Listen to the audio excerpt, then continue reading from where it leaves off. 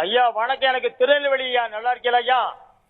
நல்லா இருக்கேன் சொல்லுங்க. ஆமையா, உடையார் இந்து மக்கள் கட்சி மாநில துணைத் தலைவர், முன்னாள் இந்து முன்னணி மாவட்ட செயலாளர். தெரியுது சொல்லுங்க. உடையார் சொன்னாலும் தெரியும். நல்லா இருக்கேன். என்னாச்சு, 40 இடத்துலயுமே நம்ம ஜெயிக்காம போயிட்டோமா தமிழகத்துல? ஆமா. பெரிய வேதனையா இருக்குது போல் தெரியும் நமக்கு. ஆமா. என்னஜி, என்ன சமாச்சாரம்? நம்ம ஆட்கள் யாரும் வேலையை செய்யல, உள்ளடி வேலை செஞ்சுட்டாங்களா? அந்த மேயருக்கு செஞ்சானுங்க எல்லாம் முன்னால நெல்லையில. இப்போ வந்து தெரியுது. சொல்லுங்க ஜி. வேலை ஒழுங்கா செய்யல அப்படிங்கறது உண்மை. ஆமா, கொடுத்த பணத்தை வாங்கி அவன் வீட்டு கொண்டு வச்சா. 9,000 பணம் கொடுத்தாரு, எல்லா பேரும் வாங்கி வீட்டுக்குள்ள வச்சு படுத்துக்கிட்டானுங்களா? சக்கரையை வச்சுக்கிட்டு வாயில சீனி சாப்பிட்டுக்கிட்டு உட்காந்துட்டாங்களா? அதாவது அவர் கொடுத்ததும் அவரு பூரா கட்சிக்காரனை பார்த்து கொடுக்கல. அவரு வேண்டிய ஆட்கள் சொந்தக்காரான ஒரு டீம் போட்டிருந்தாங்க. சரி, அது அப்படி போய் அது கொஞ்சம் கொலாப்ஸ் ஆயிட்டு. ஏற்கனவே வாங்கினவனும் கொடுக்கல ஒழுங்கா.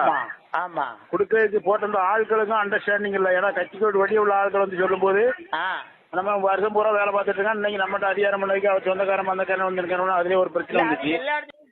இந்த கேசவ நாயகம் இருக்காரு, மாநில பொறுப்புல இருக்கிறாரு. இவர் என்ன செஞ்சுட்டாரு?